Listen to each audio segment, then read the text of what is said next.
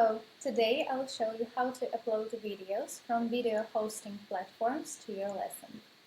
First, let's go to your lesson. Click on the area where you want to add the video. Click plus and add embed. First, let's go to Streamable. Choose your video, press embed, copy the embed code and return to your lesson. Paste the embed code and press enter.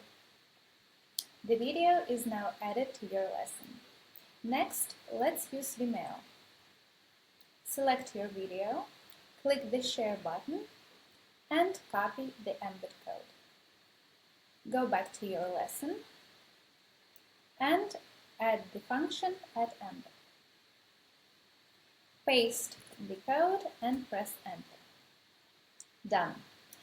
And finally, for Google Drive, select your video on Google Drive. Make sure that video is available with the link. Press three dots. Open a new window. In a new window, press three dots, Embed Item. Copy the embed code. Return to your lesson. Use the Add Embed function. Paste the link, press enter. Now your video from Google Drive is also added to your lesson. I hope that helped and good luck with your academy.